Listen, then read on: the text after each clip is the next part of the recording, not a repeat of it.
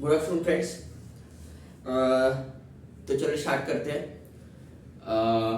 हमारा next lecture. हमने अभी तक 2 लेक्चर खत्म किए बेसिक कंसेप्ट पे।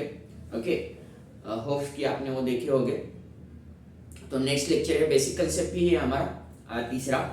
उसमें हम देखेंगे पूरा जो हमने लास्ट लेक्चर में हाई वोल्टेज का ट्रांसमिशन सिस्टम में EHV का जो एडवांटेजेस देखे हमने सब कुछ, उसके ही प्रूफ देखेंगे। हम प्रॉपर मैथमेटिकल प्रूफ देखेंगे।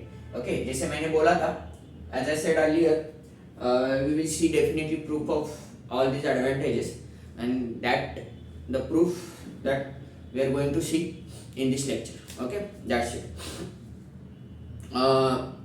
तो हमने जैसे देखा था, 1 second, let me check whether it is visible and whether it is audible or not. Just 1 second. Yeah, it's going on. Okay, that's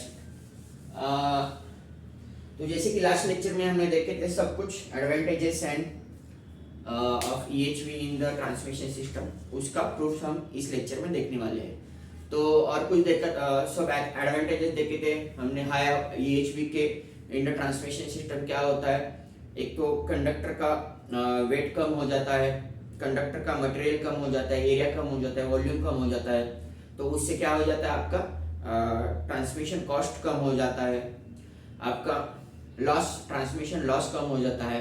loss कम होने से आपका इफिशिएंसी बढ़ता है। देन आपका स्टेबिलिटी भी अच्छा होता है। मीन्स बहुत सारे एक्स्ट्रा हाई वोल्टेज के एडवांटेजेस है रादर देन डिसएडवांटेजेस।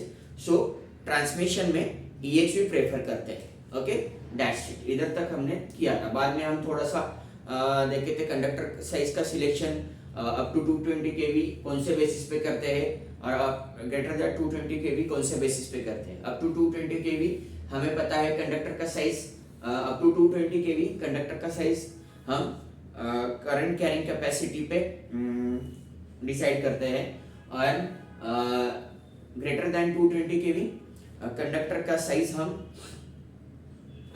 डिसाइड करते हैं based upon corona loss. Okay, then थोड़ा बहुत हमने डिस्ट्रीब्यूटर एंड फीडर के बारे में थोड़े इंपॉर्टेंट पॉइंट्स डिस्कस किए थे। As you know, feeder is having uniform current density throughout its length, and your feeder size of the feeder is selected based upon its current carrying capacity, and size of the distributor is selected based upon voltage drop in it. And there are the tappings on the distributor, but there are no tappings on the feeder. ये सब कुछ हमने discuss किया था। Okay, that's it. अब हम इस lecture में क्या देखने वाले हैं, that we are going to see in this lecture, that is the proofs of advantages of extra high voltage in the transmission system. Okay, that's it. Friends, as we know already, if we increase the voltage, then the volume of the conductor decreases.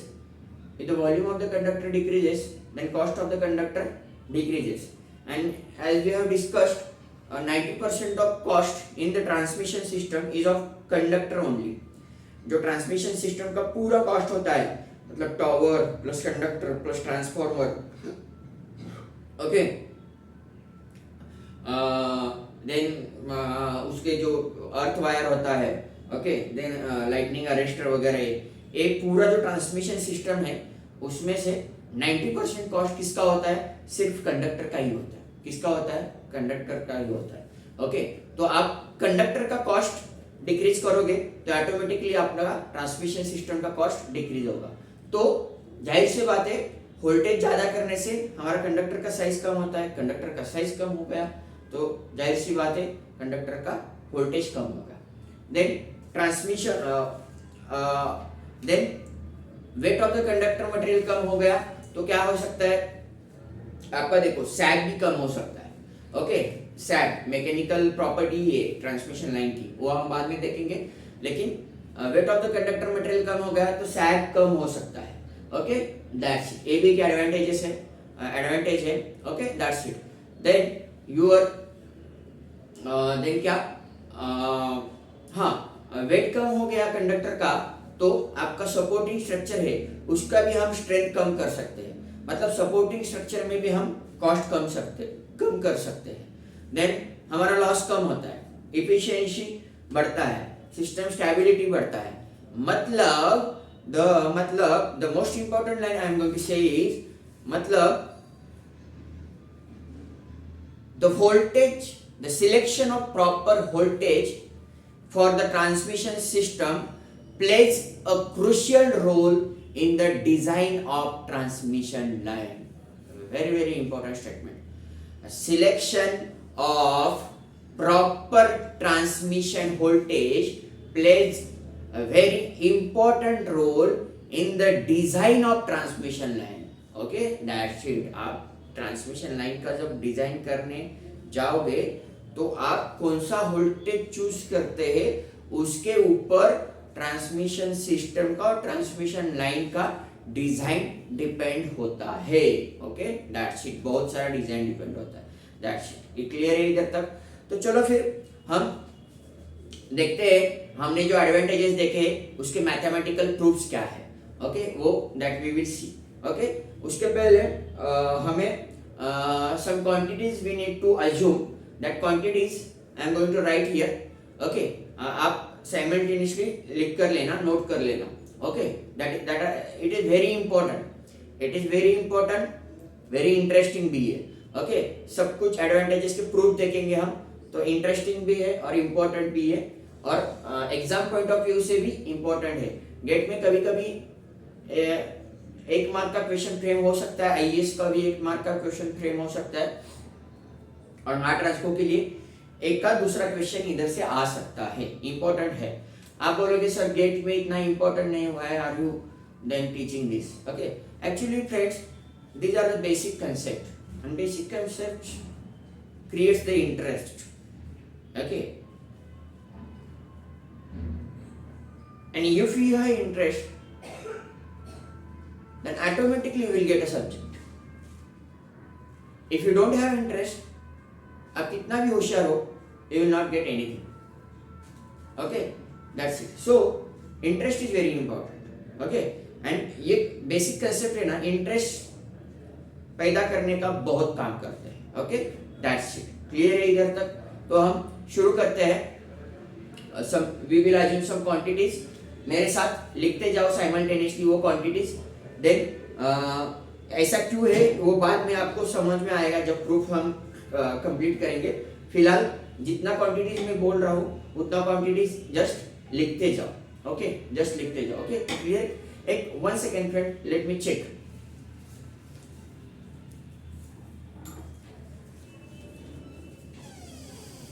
Okay ठीक है, we will see some quantities. Okay क्या है? V is, we will assume V, capital V is क्या है हमारा? Voltage पर phase, voltage पर phase. और ये सब हम SI क्वांटिटी में, SI यूनिट में लेने वाले हैं, तो उसमें क्या है? ये वोल्ट्स में है। Then next one is your capital आया क्या? Current per phase in ampere.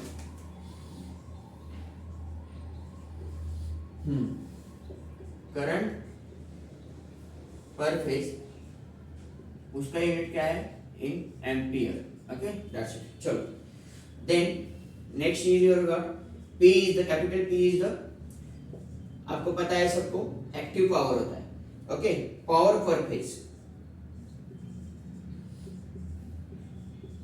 Power per phase, power का यूनिट क्या होता है? एक्टिव पावर का SI यूनिट वैट, क्या होता है? Watt. Okay that's it. Then next one is your R, क्या होता है? रेजिस्टेंस पर फेज और per conductor, you can say in ohm. Okay, that's it. ठीक. देन ये क्या है हमारा,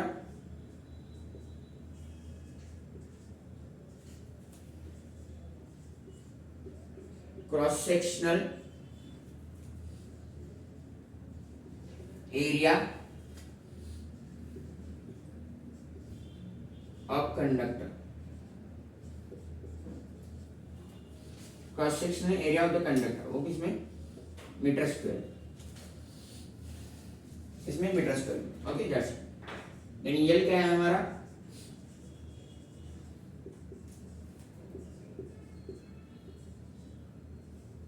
लेंथ ऑफ कंडक्टर वो किसमें, in metre. Length of conductor किसमें, मीटर में. Okay, that's it. नेक्स्ट क्या है हमारा,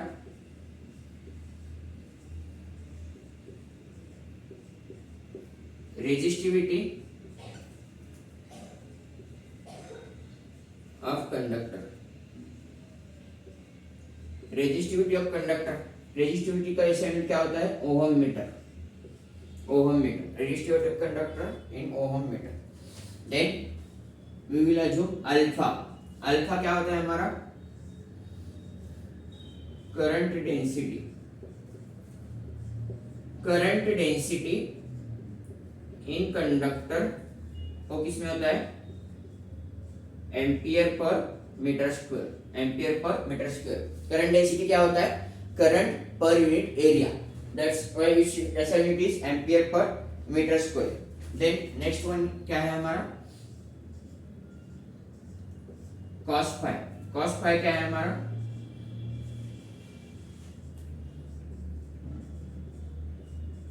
पावर फैक्टर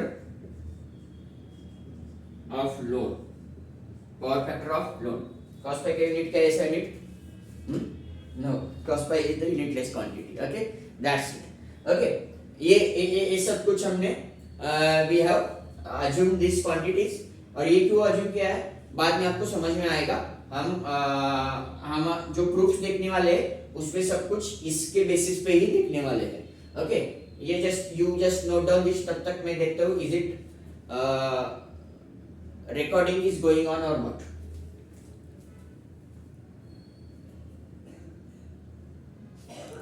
या इट्स गोइंग ऑन. ओके, ये सब नोट कर दीजिए आप. Then I will rough it. Okay, that's it. voltage per phase, current in ampere, power per phase, R is the resistance per phase. Okay, that's it.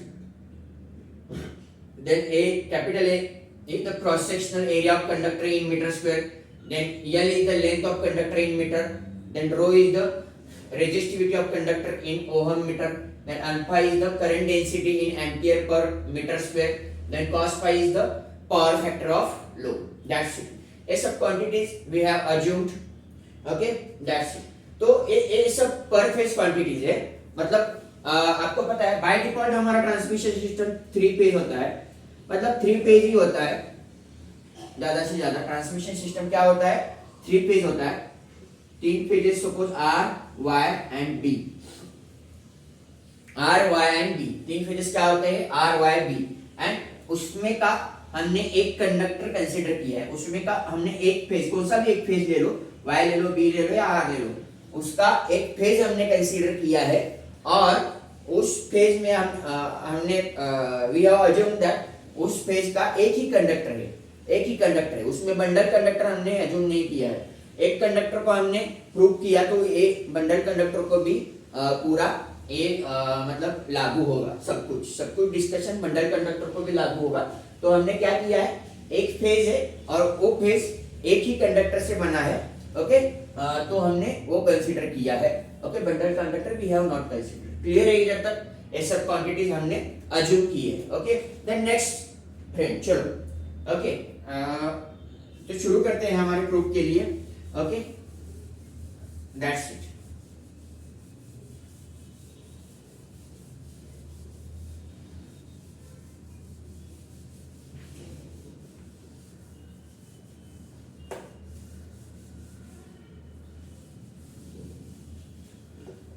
चलो let's start. Okay that's clear है. We know friends. Okay what we know. Narendra Modi is prime minister of India. Okay वो नहीं है हमें पता. Okay वो तो सबको पता है, लेकिन जस्ट हमें पता है क्या, पी. एक्टिव पावर का फॉर्मूला क्या है, V I cos phi. Vi cos phi. What is active power formula is Vi cos phi. Therefore इससे आप करंट निकालो. Therefore करंट का फॉर्मूला क्या आएगा, current per phase. Current per phase is equal to what, P divided by V cos phi.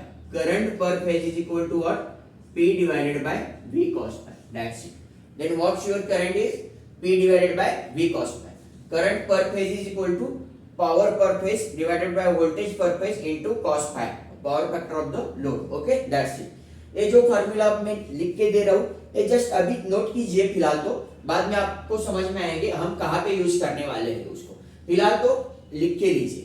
Okay और ये तो सब फार्मूला सब कुछ सबको पता है.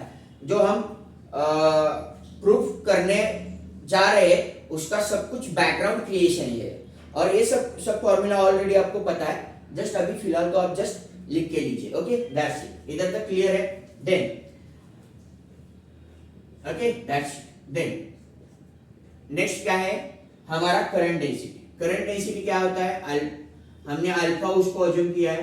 Okay that's it. Then next क्या है, current density is equal to I divided by A.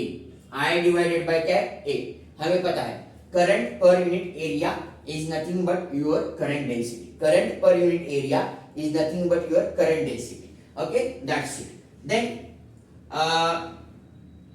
Then your area is nothing but your what, current per unit current density. Current per unit alpha is nothing but your area. Current per unit alpha is nothing but your area. Okay, that's it.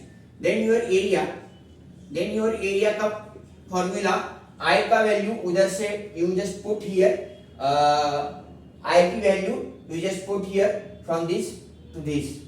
Okay, then I is equal to what, I is equal to P divided by area is equal to then area is equal to what you got, I is equal to what, P divided by V cos phi. So area is equal to V into cos phi into alpha. V into cos phi into alpha. That is very very very important relation. Very important relation we got here. Okay, that is very very very important relation. That is area is equal to what, P divided by V cos phi into alpha. Okay, that's it. Here from here also we got the relation between cross sectional area and the voltage and cos phi. Cross sectional area and voltage and cos phi. Okay, that's it. क्या है वो relation, देखो. Okay क्या है वो relation, for the area is inversely proportional to, क्या है, area is inversely proportional to V cos phi. Area is inversely proportional to क्या है, V cos phi.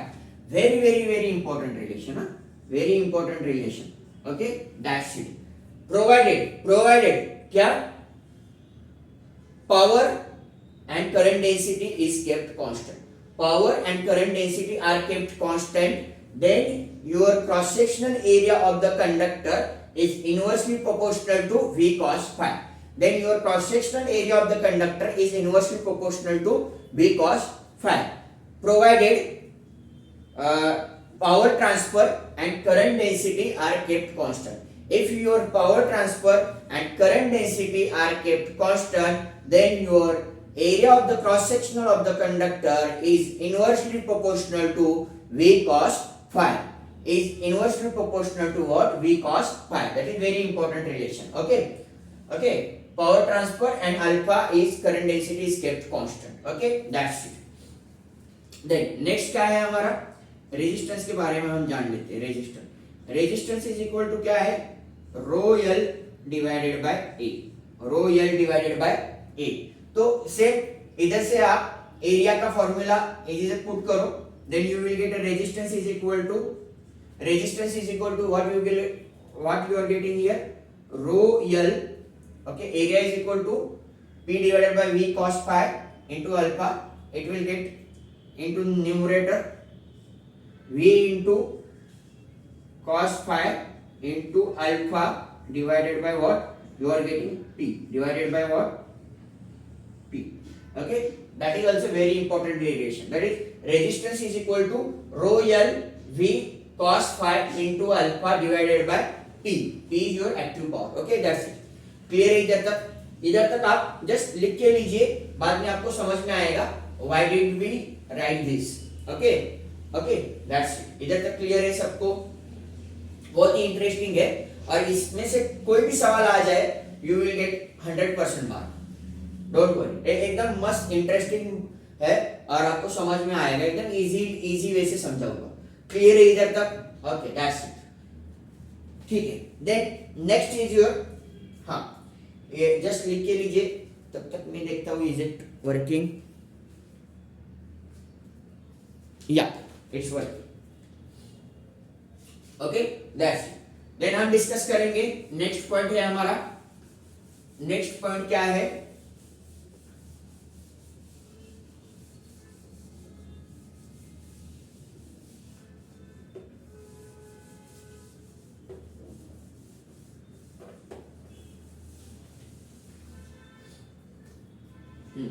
Next point क्या है?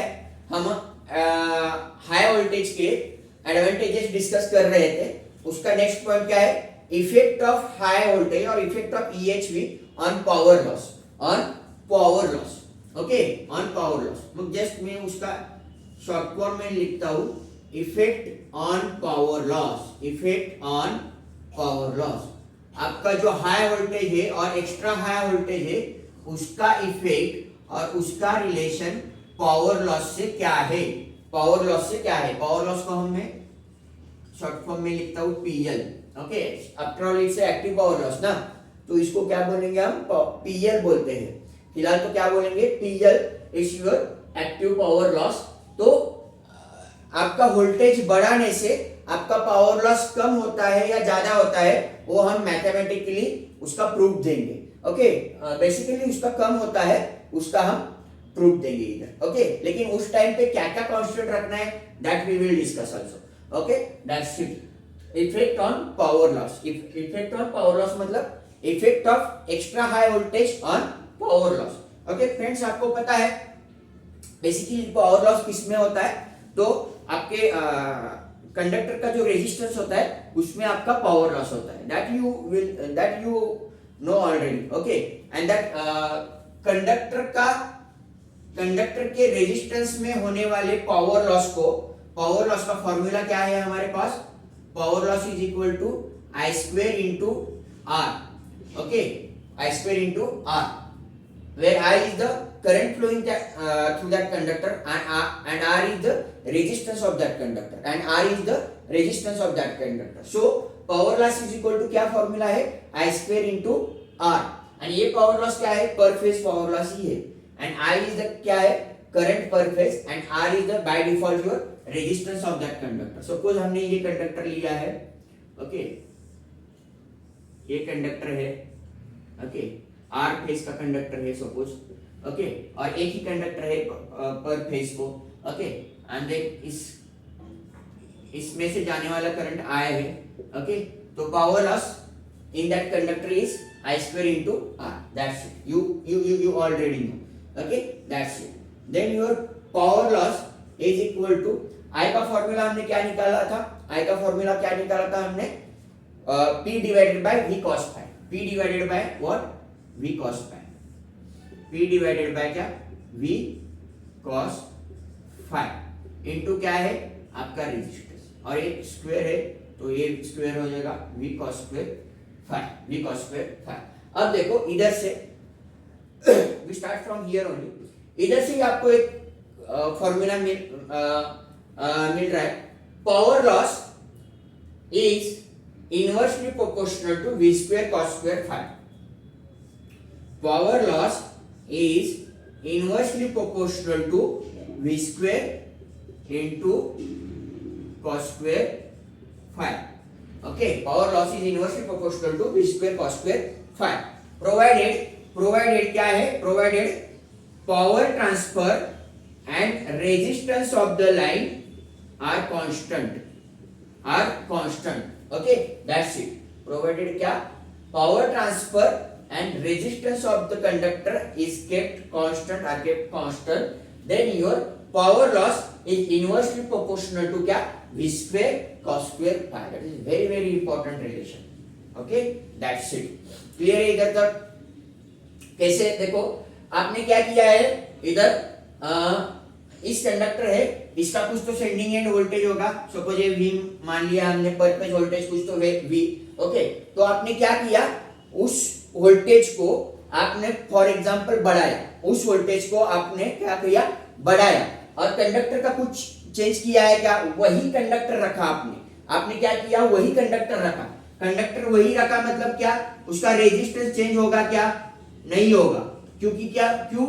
वही कंडक्टर रखा है ना, तो उसका रेजिस्टिविटी सेम. कंडक्टिंग मटेरियल तो चेंज नहीं किया, वही कंडक्टर रखा मतलब रेजिस्टिविटी सेम. देन वही कंडक्टर रखा मतलब लेंथ भी सेम रहा है, तो length same. Area cross section भी सेम, मतलब उसका रेजिस्टेंस सेम. तो उसी कंडक्टर को आपने क्या किया, सिर्फ वोल्टेज चेंज किया और पावर ट्रांसफर भी सेम रखा. For the same amount of power transfer and for the same conductor, the power loss is inversely proportional to क्या, v square cos square phi. Very important relation. क्या? For the same amount of power transfer and for the same conductor, the power loss is inversely proportional to v square cos square phi. Very important relation. Clear है? ठीक है? That's it. तो इस case में क्या हो जाता है, आपने वही कंडक्टर रखा, तो आपका जो करंट डेंसिटी होता है ना, करंट डेंसिटी होता है वो कम हो जाता है. करंट डेंसिटी क्या हो जाता है, कम हो जाता है. करंट डेंसिटी क्या हो जाता है, कम हो जाता है. क्यों? सिंपल है ना, आपने वोल्टेज बढ़ाया V into I into cos phi.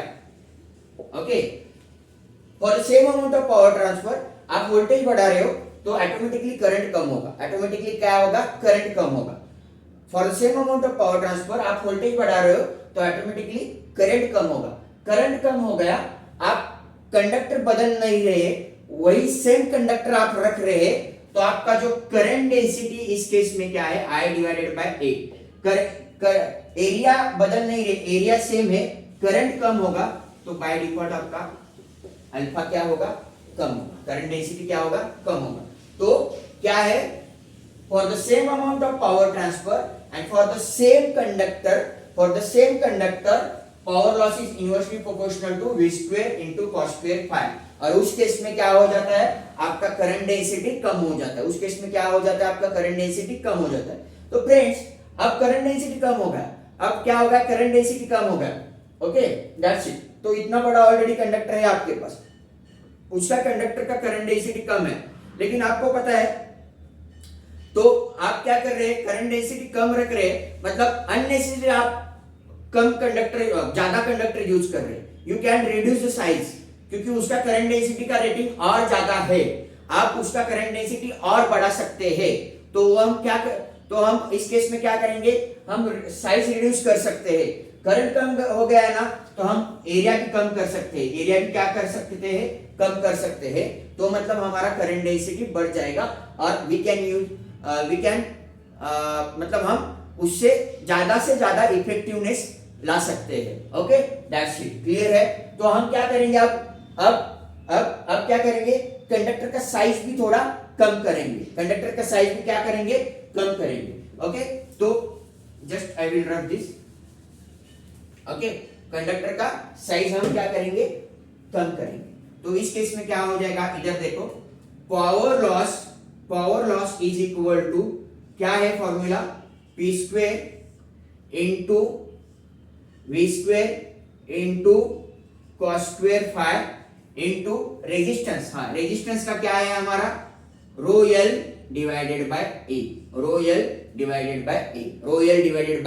A. Okay, that's it. अब हमें क्या करना है, साइज भी कम करना है, और साइज कम करके हम क्या कांस्टेंट रखने वाले हैं, करंट डेंसिटी कांस्टेंट रखने वाले, करंट डेंसिटी कांस्टेंट रखने वाले। तो आपको इधर फॉर्मूला में करंट डेंसिटी कहाँ दिख रहा है क्या, नहीं, तो हमें वो करंट डेंसिटी इस फॉर्मूला में इंक्लूड करना चाहिए। तो हमें पता है एरिया का फॉर्मूला करंट डेंसिटी में है, एरिया का फॉर्मूला करंट डेंसिटी में है, that we have already derived, okay, that we have already derived. Then p square divided by क्या, v square into cos square phi into rho l divided by area का formula हमारे पास क्या है, area is equal to p divided by alpha v cos pi, p divided by alpha v cos pi, ये ऊपर जाएगा alpha into v into क्या, cos phi into cos phi, okay, ये दिख रहा है ना, एक मिनट में चेक करता हूं, ओके, दैट्स इट, ओके, ठीक है, ओके, दैट्स इट। क्या है आपका एरिया का फॉर्मूला ऑलरेडी हमने डिराइव किया था, ओके, एरिया का फॉर्मूला ऑलरेडी हमने डिराइव किया था, उस एरिया का फॉर्मूला जस्ट हमने इधर पुट किया है, और ये एरिया का formula we have just, okay, इधर हमने उसको पुट किया है, ओके। देन ये देखो आपका A V cos phi, A V cos phi, A v square cos square phi, ये कट हो जाएगा, A P into A P square cut हो जाएगा। देन आपका पावर लॉस क्या हो गया, पावर लॉस क्या हो गया, इधर देखो फ्रेंड्स, ओके, P इंटू, इधर देखो P into rho into L into P into rho into L into alpha current density आ गया ऊपर, डिवाइडेड बाय क्या, V into cos phi, that's it, V into cos phi। Power loss का formula क्या आ गया आपका, power transfer into resistivity into length into current density divided by V cos phi।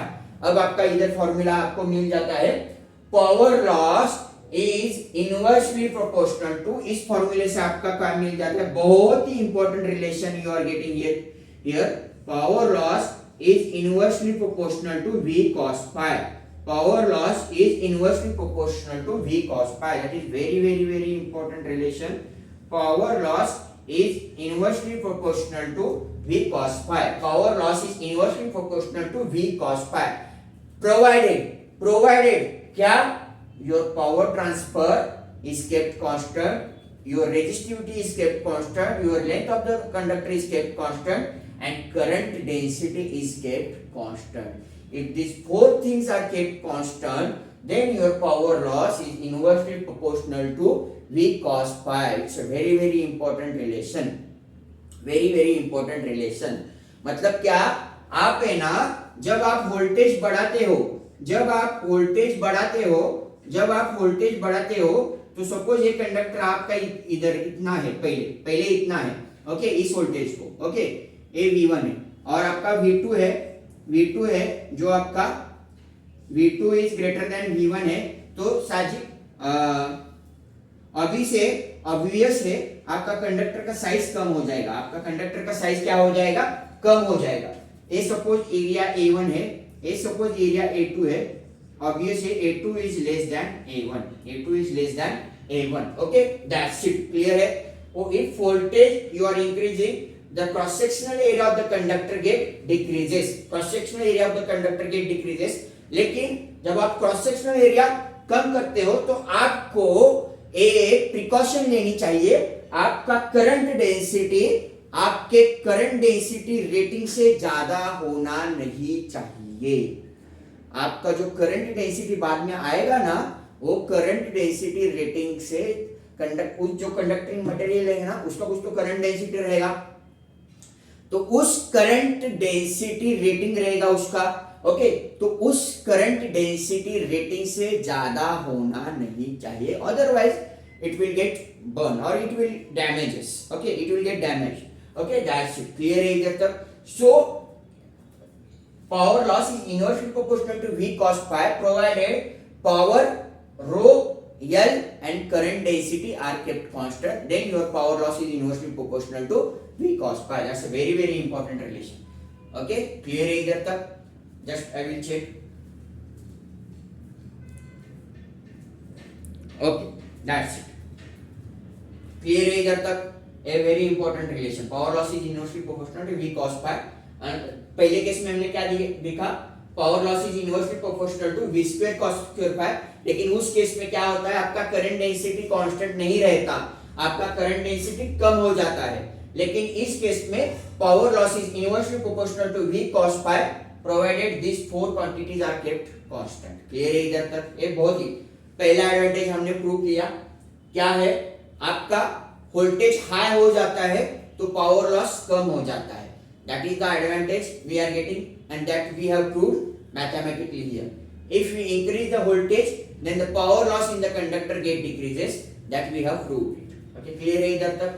That's okay, just here आप लिख सकते हो, ठीक, that's it। अब नेक्स्ट एडवांटेजेस देखते हैं।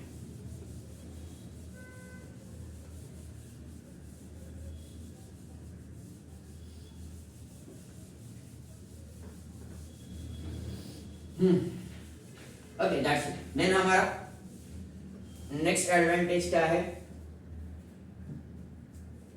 ओके ये हो गया effect on power loss. Okay next क्या है? नेक्स्ट क्या है? Effect on voltage drop in resistance, effect on voltage drop in resistance. Next क्या है हमारा? नेक्स्ट क्या है? वोल्टेज बढ़ाने से वोल्टेज ड्रॉप पे क्या इफेक्ट होता है? इफेक्ट ऑन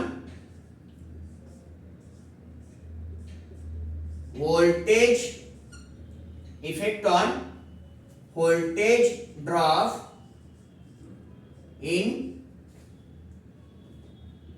क्या?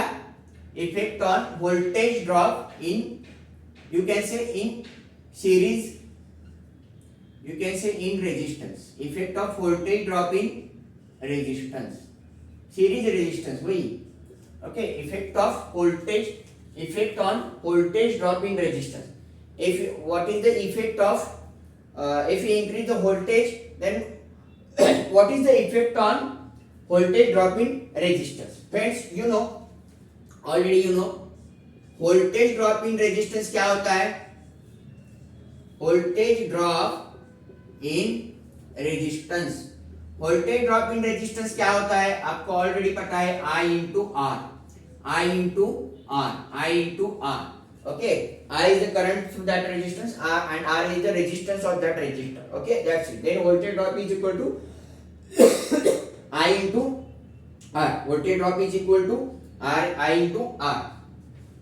तो आपको पता है friend, if we increase the voltage, if we increase the voltage, ध्यान दीजिए, बहुत इंपॉर्टेंट क्वेश्चन, बहुत ही इंपॉर्टेंट है। If we increase the voltage,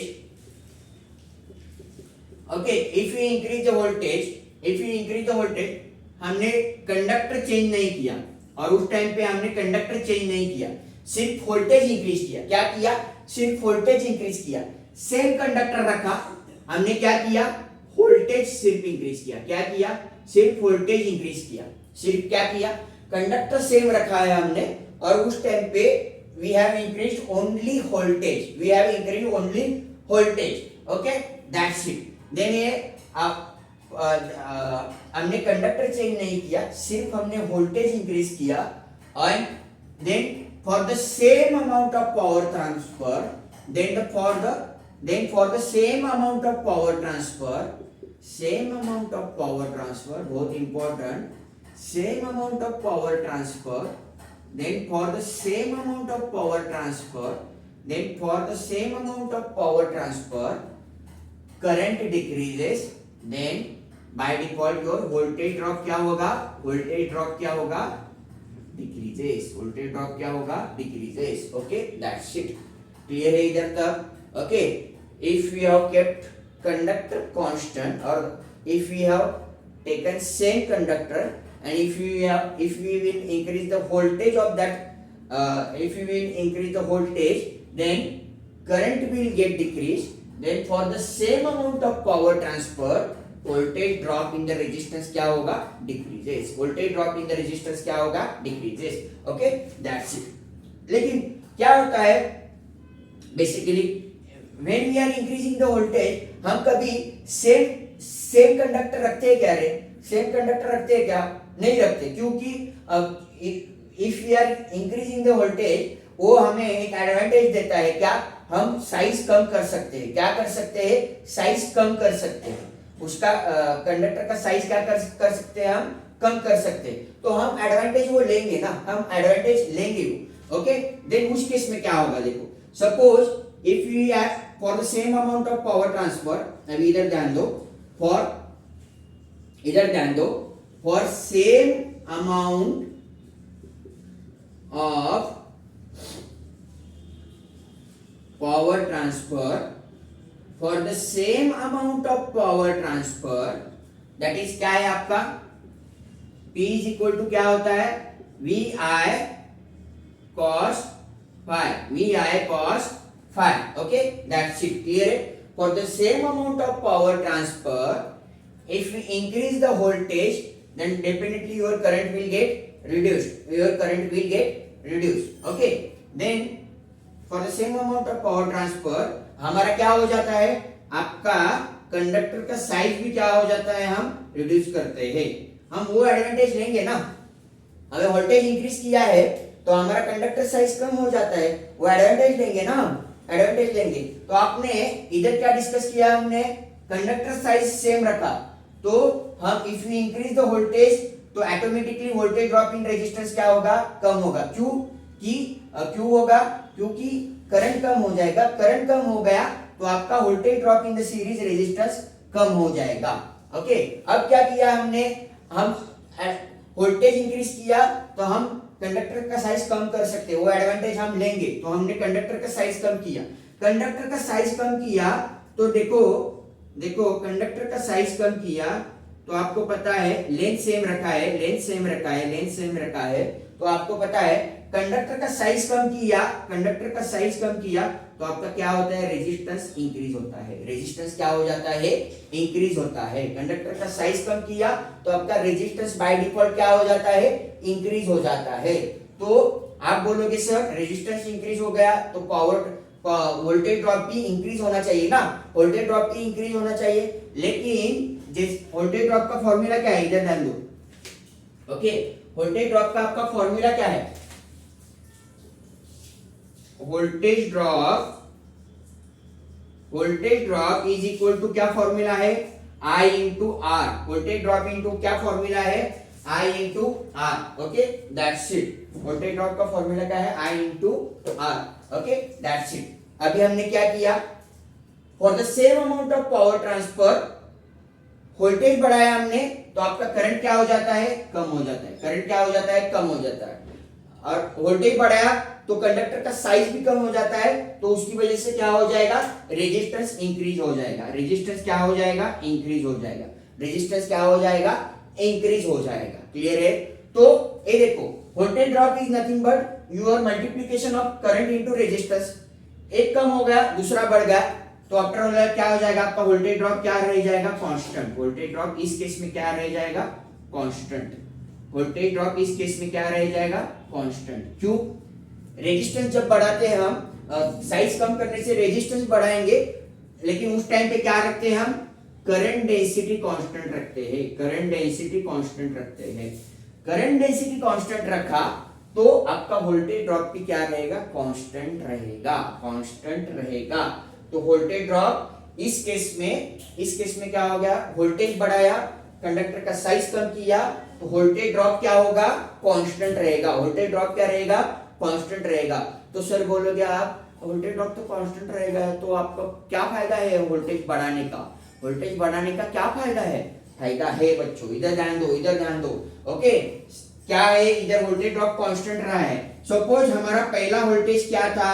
पहला वोल्टेज फॉर एग्जांपल के तौर पे ले रहा हूं, पहला वोल्टेज 100 वोल्ट था।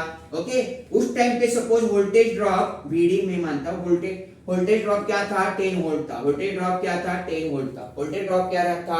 10 वोल्ट। आपने क्या किया? वोल्टेज बढ़ाया। वोल्टेज बढ़ाया मतलब V2 क्या किया आपने? 200 वोल्ट किया। क्या किया? 200 वोल्ट किया। आपने क्या किया? वोल्टेज बढ़ाया मतलब V2 क्या किया 200 वोल्ट किया।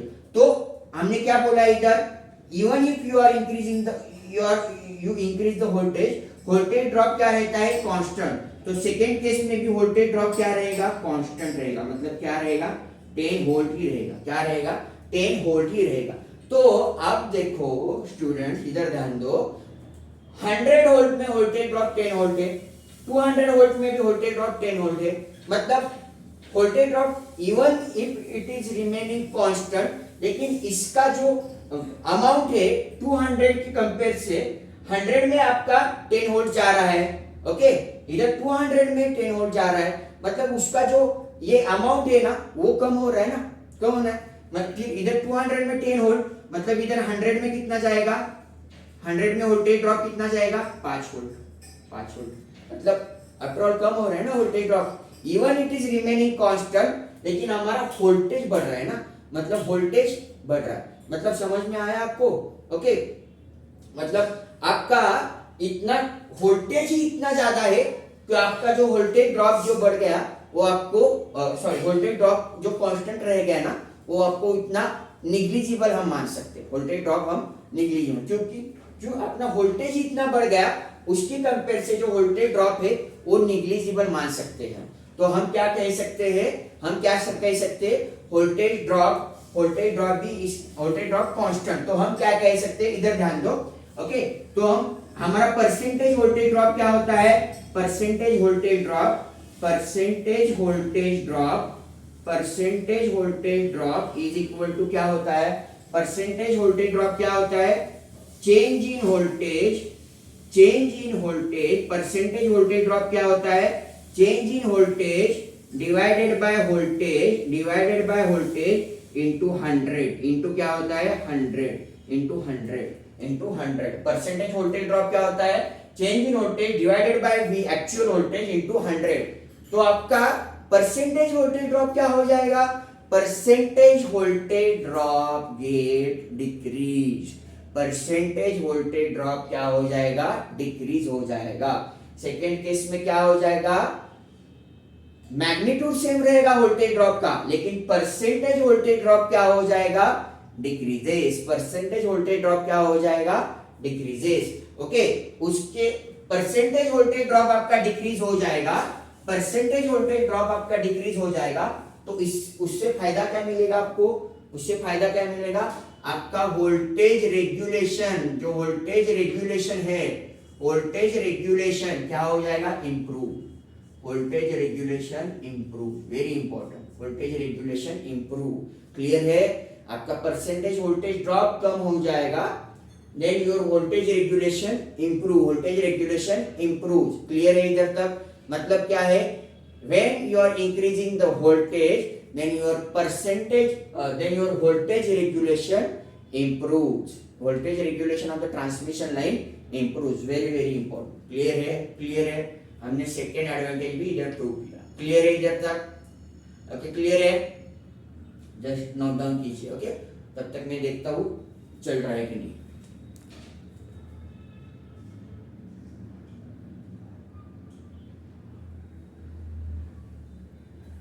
ठीक है, ठीक है, क्लियर क्लियर है इधर तक? ये हो गया वोल्टेज ड्रॉप का। Okay, that's it. Then next advantage हम देखने वाले हैं,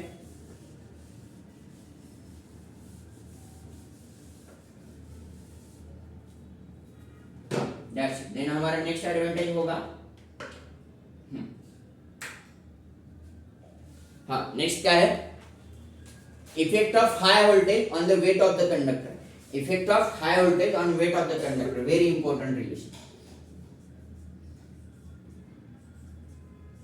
इफेक्ट ऑफ हाई वोल्टेज में नहीं लिखता, जस्ट लिखता हूं effect on weight of the conductor, weight of conductor, बहुत important, effect on weight of the conductor. Okay, मतलब effect on weight of the conductor, मतलब हाई वोल्टेज का वेट ऑफ द कंडक्टर पे क्या इफेक्ट होता है, that we will see. Okay, that's it. आपको पता है ये भी बहुत इंटरेस्टिंग है और बहुत सिंपल सा है। ओके, इसमें एक आध दूसरा प्रॉब्लम आता ही आता है। ओके, ठीक है। Effect on weight of the conductor. Okay, that's it. इधर ध्यान दो, इधर ध्यान दो, इधर ध्यान दो, इधर ध्यान दो। चलो, ओके, दैट्स इट। आपको पता है क्या है हमारा डेंसिटी। डेंसिटी क्या होता है? डेंसिटी सिग्मा बोलते हैं हम। Okay, that's it. Density of the conducting material क्या होता है? डेंसिटी इज इक्वल टू क्या होता है? Mass. Density is equal to क्या होता है? Mass divided by volume. Density is equal to क्या होता है? Mass divided by volume. Density is equal to क्या होता है? Mass divided by volume. Okay, that's it. Volume को इधर लेके आओ। वॉल्यूम इज इक्वल टू क्या होता है आपका? Mass divided by density. Mass divided by क्या हो गया? Density. Then volume is equal to क्या हो गया आपका? Mass divided by density. Then volume is equal to क्या हो गया? Mass divided by density. Clear है? ओके, एंड कंडक्टर का जो आपका वॉल्यूम होता है, कंडक्टर का जो आपका वॉल्यूम होता है, कंडक्टर का वॉल्यूम मतलब क्या होता है आपका? कंडक्टर कैसा होता है? सिलेंड्रिकल टाइप होता है। कैसा होता है? Cylindrical type. तो कंडक्टर का वॉल्यूम क्या होता है? ए सपोज उसका एरिया क्रॉस सेक्शन है एंड ए सपोज उसका लेंथ है, ए सपोज उसका लेंथ है। देन योर कंडक्टर का वॉल्यूम का फॉर्मूला क्या है? Conductor volume is equal to area into length. Area into length, that we will put here. Okay, that's it. Area into length is equal to, mass को हम सिर्फ m बोलते हैं।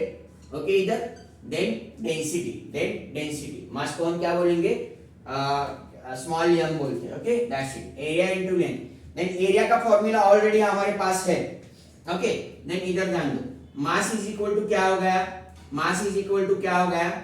Okay, area into length into density. Area into length into density. Then your area का formula हमारे पास already है। Area का फॉर्मूला क्या है?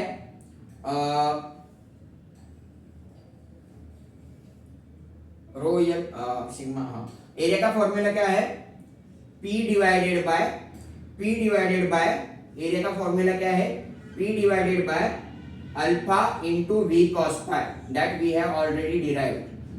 ओके, इनिशियल में हमने ये एरिया का फॉर्मूला हमने डिराइव किया है, वही इधर पुट करो। देन एरिया का formula we just put here and area का फॉर्मूला आफ्टर इधर एरिया का फॉर्मूला इधर पुट करने से P divided by alpha V cos pi into क्या हो गया? Length into density. Length into density is equal to mass. ये देखो, अब क्या इधर मास कंडक्टिंग मटेरियल का मास, इधर मास इज इक्वल टू क्या आ गया? P into L into density divided by alpha into V into cos pi. Okay, that's it. तो इधर for the same amount of power transfer for the same length हम conductor का material change करेंगे क्या? नहीं, वही कंडक्टर रखेंगे ना। ओके, उसका एरिया कम करेंगे लेकिन कंडक्टर का मटेरियल चेंज करेंगे क्या? वही कंडक्टर रखेंगे ना। ओके, तो उसका डेंसिटी चेंज हो जाएगा? नहीं, तो डेंसिटी भी सेम रहेगा। Then for the same density and for the same amount of current density, ये डेंसिटी मटेरियल की डेंसिटी है और ये अल्फा है करंट डेंसिटी है। ये अल्फा क्या है? Current density. Okay, that's it. Then for the same amount of power transfer, for the same length and same density and for the same current density, your mass is क्या हो गया? Mass is inversely proportional to V cos pi. Very important relation. Very important relation. Okay, provided क्या? Power, length, density of the material and current density are kept constant. Okay, that's it. Mass is inversely proportional to क्या? V cos phi. और आपको पता है मास मतलब क्या होता है और आपका वेट क्या होता है? वेट इज इक्वल टू क्या होता है? Mass into acceleration due to gravity. Weight is equal to क्या होता है? mg। Weight is equal to क्या होता है आपका? mg। Weight is equal to क्या होता है? After all mg। तो आपका वेट को w बोलता हूं मैं, weight is directly proportional to क्या, mass. Weight is directly proportional to क्या, मास। तो आप इधर लिख सकते हो weight is also inversely proportional to v cos pi, v cos pi. That is also very important relation. Weight is inversely proportional to v cos pi provided power, length, density and current density are kept constant. Then weight is inversely proportional to v cos pi. Very very very important relation. Okay, clear है? इधर आपका ये चारों आपको constant रखना है, तो आपका weight is inversely proportional to v cos pi. Okay, that's it. Clear है इधर तक? That's it. ओके, आप लिख के लीजिए.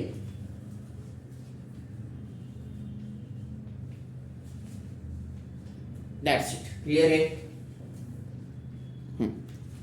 क्लियर है? हाँ, ये हमने वेट के बारे में डिस्कशन किया. वेट मतलब वोल्टेज आप बढ़ाएंगे तो वेट भी क्या हो जाएगा, कंडक्टिंग मटेरियल का कम हो जाएगा. क्लियर है इधर तक? Okay, that's it. वेट भी क्या हो जाएगा, कम हो जाएगा. क्लियर है? That's it. तो हम नेक्स्ट एडवांटेज ये भी हमने ये एडवांटेज हमने प्रूव किया है. मतलब हमने डिस्कस किया था सिर्फ क्या कि वोल्टेज बढ़ाने से आपका कंडक्टिंग मटेरियल का वेट कम हो जाता है. That we have proved mathematically. Clear है? Okay, that's it. क्लियर है इधर तक? That's it. देन हमारा ट्रांसमिशन इफिशिएंसी, हमारा क्या है नेक्स्ट? Transmission efficiency. क्या है? इफेक्ट ऑन और effect of high voltage on transmission efficiency. On किस पे? Transmission efficiency.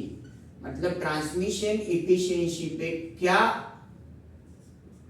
इफेक्ट होता है of high voltage. High voltage का क्या इफेक्ट होगा ट्रांसमिशन इफिशिएंसी पे. Okay, that's it. आपको पता है ट्रांसमिशन इफिशिएंसी. ट्रांसमिशन इफिशिएंसी मतलब क्या? ये आपका ट्रांसमिशन लाइन है. ओके, एक ही कंडक्टर पकड़ेंगे हम, एक ही पर फेज ही पकड़ेंगे. ओके, एक ही कंडक्टर पकड़ेंगे, एक ही फेज पकड़ेंगे. Okay, that's it. आपको पता है आपने इधर से सेंडिंग एंड कुछ तो पावर रहेगा, सेंडिंग एंड कुछ तो पावर रहेगा, and you are getting here receiving end power. You are getting it receiving end power. हमने वो कैपिटल P माना है. हमारे केस में हमने कैपिटल P माना है ना, capital P. VI cos phi हमने, cos phi is the power factor of the load. तो हमारे केस में रिसीविंग एंड का पावर क्या माना है हमने? Capital P. ये सेंडिंग एंड पावर है और आपको रिसीविंग एंड पे कुछ तो पावर मिल रहा है. तो आपको पता है ये सेंडिंग एंड का पावर जो है हमारा पावर ट्रांसफर जो है एक्टिव पावर हम जो सेंडिंग एंड में सेंड करने वाले हैं वो सबका सब 100% you will not get at the receiving end. Okay, whatever you are the sending end power you will not get 100% at the receiving end. उससे कुछ ना कुछ तो कम होगा, उससे कुछ ना कुछ तो जो receiving end power है that will be lesser than your sending end power. Receiving end power है that will be lesser than your sending end power. ये ऐसा क्यों होता है? क्योंकि ये ट्रांसमिशन लाइन के रेजिस्टेंस में लॉस हो जाएगा. ट्रांसमिशन लाइन के रेजिस्टेंस में कुछ ना कुछ तो लॉस हो जाएगा, प्लस कोरोना लॉस वगैरह है और प्लस आपका ये है लीकेज लॉसेस वगैरह है. लेकिन कोरोना लॉस और लीकेज लॉस हम निगलेक्ट करेंगे, फिलहाल के लिए निगलेक्ट करते हैं, वो बहुत कम होते हैं. हमारा मेन लॉस क्या है? I2R लॉस से. Okay, that's it. तो I2R लॉस की वजह से आपका sending end power as it is 100% you will not get at the receiving end. Okay, तो रिसीविंग एंड का पावर जो होगा वो कुछ ना कुछ तो कम होगा सेंडिंग एंड से. Okay, that's it. तो वही तो है इफिशिएंसी. मतलब क्या होता है फिर हमारा इफिशिएंसी? मतलब क्या होता है आपको पता है? इफिशिएंसी ऑफ किसका? ट्रांसमिशन लाइन का. Efficiency of the transmission line का क्या होता है आपको पता है? लॉस के टर्म में क्या होता है? आउटपुट डिवाइडेड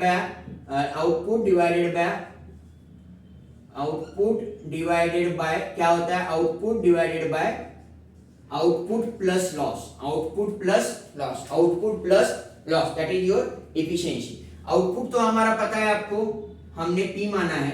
एक्टिव पावर जो रिसीविंग एंड पे मिलने वाला है हमने P माना है. तो इधर आउटपुट P प्लस लॉस का हमने डायरेक्ट एक फॉर्मूला निकाला था. क्या है? P divided by sorry P into rho L into alpha, P into rho L into alpha divided by V cos phi divided by काय, divided by V cos phi divided by V cos phi। PP common निकालो, if you are taking PP common तो PP AP cancel हो जाएगा, then your 1 divided by 1 plus P into rho into L into alpha, sorry P तो हमने cancel किया है ना, तो rho L alpha divided by क्या, V cos phi divided by क्या, V cos phi। तो आप देखो इधर इफिशिएंसी जो है हमारी ट्रांसमिशन लाइन की, इफिशिएंसी जो है हमारी ट्रांसमिशन लाइन की क्या हो गया, 1 divided by 1 plus rho L alpha divided by V cos phi। अब देखो आप क्या करोगे, अल्फा कांस्टेंट, करंट डेंसिटी आप कांस्टेंट रखने वाले हो, करंट डेंसिटी आपको कांस्टेंट रखना ही होगा। तो करंट डेंसिटी कांस्टेंट, रो तो कांस्टेंट है, मतलब कंडक्टिंग मटेरियल आप चेंज नहीं करोगे तो रेजिस्टिविटी कांस्टेंट रहेगा, लेंथ कांस्टेंट रहेगा, then if rho L and alpha are kept constant, then आपका आप क्या बढ़ाओगे, V बढ़ाओगे, क्या बढ़ाओगे, V बढ़ाओगे। तो ये जो पूरा हमारा ये टर्म है, ये टर्म क्या हो जाएगा, डिक्रीज हो जाएगा, ये टर्म क्या हो जाएगा, डिक्रीज। ये जब डिक्रीज हो जाएगा तो हमारा डिनोमिनेटर क्या हो जाएगा, डिक्रीज हो जाएगा, डिनोमिनेटर डिक्रीज हो जाएगा तो हमारा ओवरऑल इफिशिएंसी क्या हो जाएगा, बढ़ जाएगा, ओवरऑल इफिशिएंसी क्या हो जाएगा, बढ़ जाएगा, दैट्स इट। देन हमारा हम क्या कह सकते हैं, if you increase the voltage of the transmission system, then your transmission efficiency get increases, transmission efficiency get increases। और वो भी ऑब्वियस है, ऑलरेडी हमने डिस्कस किया है, पावर लॉस डिक्रीज होता है मतलब क्या होता है, आपका इफिशिएंसी बढ़ जाएगा, इफिशिएंसी क्या हो जाएगा, बढ़ जाएगा, मतलब इफिशिएंसी बढ़ जाएगा। Okay, then your if we increase the voltage then efficiency of transmission line get increase, efficiency of transmission line क्या हो जाता है, इंक्रीजेस। ओके, क्लियर है इधर तक? ओके, एकदम सिंपल है और बहुत ही इंपॉर्टेंट है, इंटरेस्टिंग भी है। क्लियर है इधर तक? क्लियर है, दैट्स इट। एक बार मैं चेक करता हूं, दैट्स इट।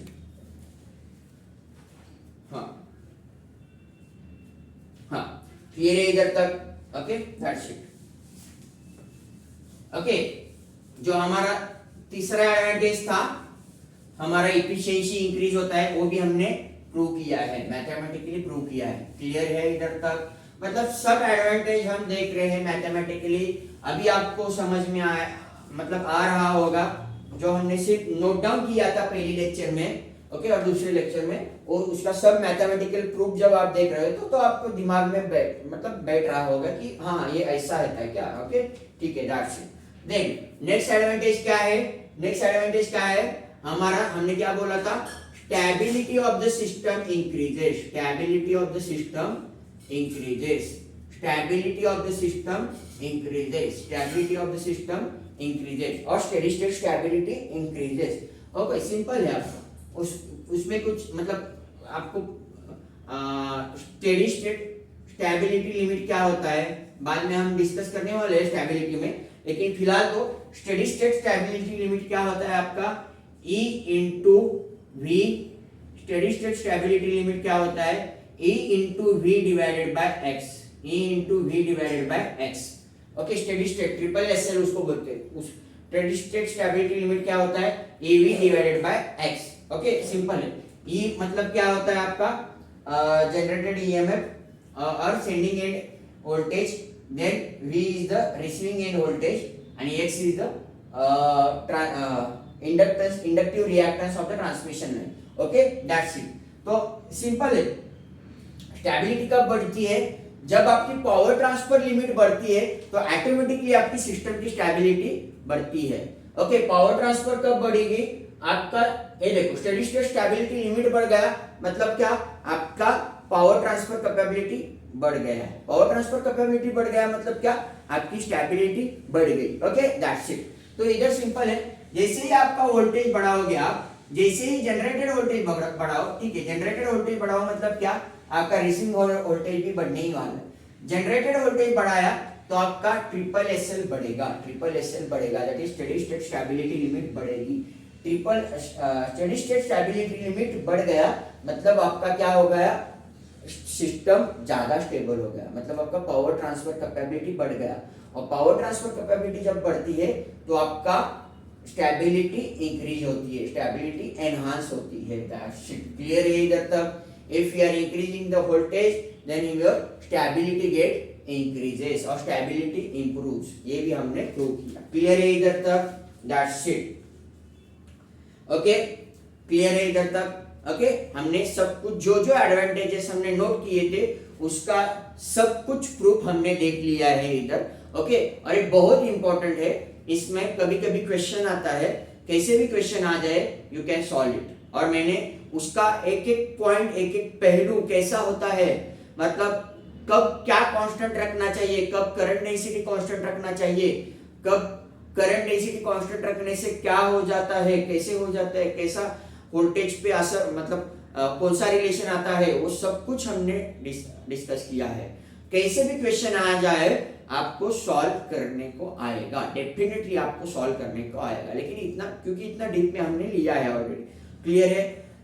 ओके, जो जो हमने एडवांटेजेस नोट किए थे हाई सिस्टम वोल्टेज के, सबके सबका हमने क्या देखा, मैथमेटिकल प्रूफ देखा है इधर। Okay, that's it. जस्ट एक बात है, हमने इधर when we are discussing the mathematical proofs of the advantages, we have neglected corona loss and leakage loss. corona loss and leakage loss neglect किया है। corona loss and leakage loss are neglected, very important, neglected।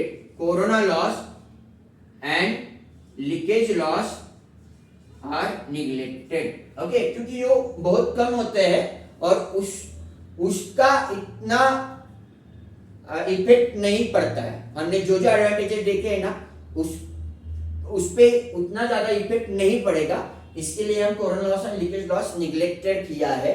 Okay, वो बहुत deep हो जाएगा, ये भी consider किया तो वो बहुत डीप हो जाएगा। जब आप एमटेक में पीएचडी करोगे तो आपको ऐसा सारा प्रॉब्लम आपको उधर फेस करना पड़ेगा, लेकिन अभी बी लेवल को आपको इतना ही काफी है, जितना हमने डिस्कस किया है उतना। ठीक है, क्लियर है? What are advantages we have discussed, in that we have neglected corona loss and leakage loss. Clear है इधर तक? Okay, that's it. We have seen each and every proof of the advantages of high voltage in the transmission system. Okay, you can solve any type of question on this definitely. Okay, that's it. इधर तक clear है? Okay, that's it. Next lecture में हम देखेंगे, इस lecture में इधर तक काफी है। नेक्स्ट लेक्चर में हम देखेंगे इसके सब कुछ प्रॉब्लम्स और बेसिक कंसेप्ट का नेक्स्ट पार्ट, इसके सब प्रॉब्लम देखेंगे। आईएएस में प्रीवियस गेट में जो आए हैं, देन एसएससी जेई में जो आए हैं, और कोई बुक्स है उसमें भी अच्छे प्रॉब्लम दिए, वो बुक्स के भी 2-3 प्रॉब्लम में उठाया हूँ। ओके, 4-5 प्रॉब्लम है वो हम नेक्स्ट लेक्चर में देखेंगे। तो वो प्रॉब्लम सॉल्व करने के बाद आपका पूरा क्लियर हो जाएगा इसका भी कंसेप्ट। बाद में आपको जरूरत ही नहीं पड़ेगी किसी मटेरियल की और किसी की। ओके, इतना काफी है। क्लियर है? ओके, तो नेक्स्ट लेक्चर में हम प्रॉब्लम्स देखेंगे। और मैंने प्रॉब्लम्स क्यों लिया है इस लेक्चर के बाद, एक्चुअली हमारा प्लान क्या है, प्रॉब्लम की प्लेलिस्ट हम अलग करने वाले हैं, GATE PYQ and IAS PYQ की। लेकिन मुझे लगा ये टॉपिक आपको प्रॉब्लम के थ्रू और ज्यादा समझ में आएगा, तो इधर ही उसके प्रॉब्लम हम लेते हैं, then you will get everything about that. Okay, then you will get, क्योंकि एक प्रॉब्लम है जो स्टूडेंट को जो कंफ्यूजिंग है बहुत, एक कहाँ पे एक उसका सॉल्यूशन अलग दिया है, कहाँ पे दूसरा सॉल्यूशन दिया है, वो भी हम लेंगे, और इसके बाद ही लेंगे तो आपका वो पूरा कंफ्यूजन उसका दूर हो जाएगा। क्लियर है इधर तक? Okay, that's it. तो मिलते हैं नेक्स्ट लेक्चर में प्रॉब्लम के साथ। ओके, ठीक है।